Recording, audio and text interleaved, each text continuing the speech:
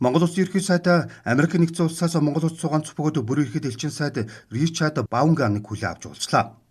Уулзалтынхэнд ерөнхий сайд Монгол Улсын чухал 3 дахь хөрш стратегийн түнш Америк нэгдсэн улсын үе үеийн засаг захиргааны зүгээс хоёр улсын харилцаа хамтын ажиллагааг тууштай дэмжиж ирсэнд талархалтай байдгаа илэрхийллээ.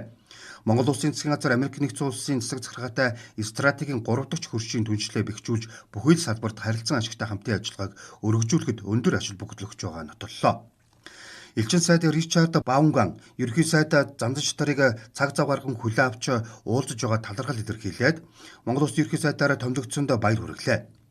Америк нэгдсэн улс Монгол Улс хоорондоо сүүлэнчлүүдэд харилцан хэрэгжүүлсэн айлчлалын дүнд стратегийн 3 дахь хөршийн түншлэл гүнзгийрч ижүүрэн стратегийн яриа хэлэлцээний механизмтай болж Америкийн United Airlines компани энэ оны 5 дугаар сараас Токио Улаанбаатар чиглэлд нислэг үйлдэж эхэлсэн зэрэг онцлог үйл явдал болсныг тэмдэглэлээ. Уулзалтаар талуудад цаашид эдийн засаг эрчим хүчний хамтын ажиллагааг өргөжүүлэх, Монголын хөрөнгө оруулалтын орчныг сайжруулах зэрэг тэргүүлэх ач холбогдол өгч байгаа чиглэлд нягт хамтран ажиллахаар тогтлоо.